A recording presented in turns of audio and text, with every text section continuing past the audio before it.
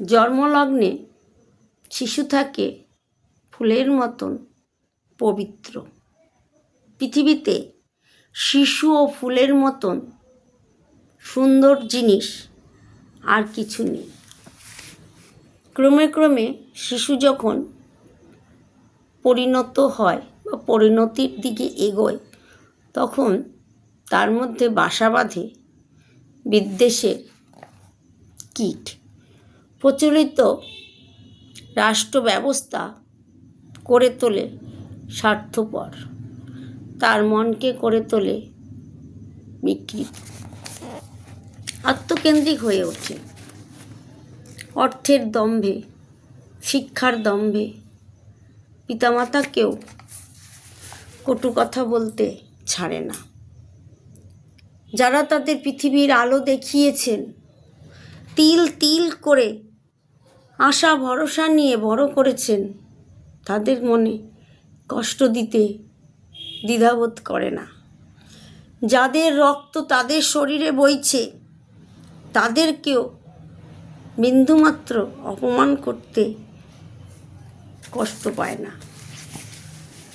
অথচ তাদের ব্যবহারে পিতামাতা কত কষ্ট পায়, কত অপমানিত হয়, তার হিসেব তারা রাখে না, ভ্রুক্ষেপ করে না। তখন পিতামাতার মনে আসে, জন্ম দেওয়াটা কি অপরাধ? ভুল সিদ্ধান্ত নেওয়া, এগুলি কি তাদের কাছ থেকে পাওনা? ছোটোখাটো তুচ্ছ খাটো বিষয়গুলিকে জটিল করে রাখা তাদের স্বভাবজাত ধর্ম। পরিবর্তনশীল সময়, তাই সময়ের সাথে নিজেকেও পরিবর্তন করে নেয়। তাদের ভালো রাখার জন্য পিতামাতা সর্বদা উদ্বিগ্ন।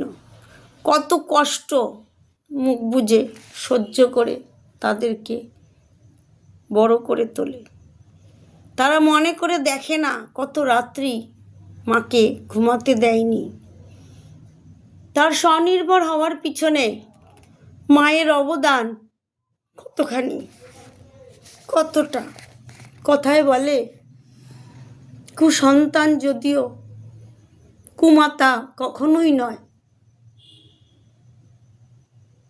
তাই তো সে মা, মায়ের সঙ্গে কোনো কিছুর তুলনা চলে না। এরা সন্তান কি জিনিস বোঝেই না। এরা বিদেশি আদব কায়দাকে গ্রহণ করে, মায়া মমতা আবেগের ধার ধরে না, অর্থ প্রাচুর্যকে প্রাধান্য দেয়। কেউ কেউ তো বাবা মায়ের পরিচয় দিতে দ্বিধাবোধ করে, জনসম্মুখে আনতে চান না। তাদের বয়স হয়েছে, চেহারা নষ্ট হয়ে গেছে, তাদের স্থান হয় বৃদ্ধাশ্রমে। তারা এতটাই অবাঞ্ছিত হয়ে পড়ে, হয়তো প্রাণটা কোনো একদিন বদ্ধ ঘরে অন্ধকারেই চলে যায়। এটাকে কি বর্বরাচার ছাড়া আর কিছু বলা যায়?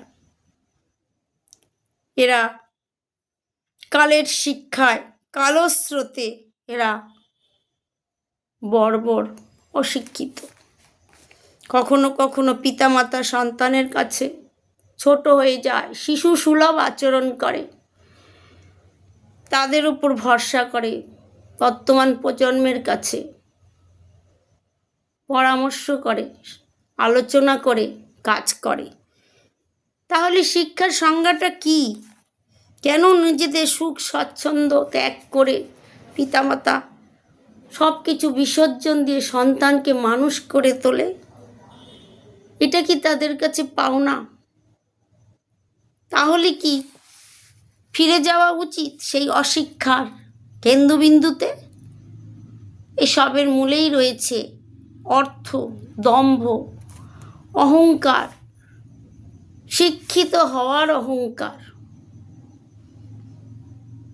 এটা কি পিতামাতার প্রাপ্য প্রশ্নটা আপনাদের কাছেই রইল।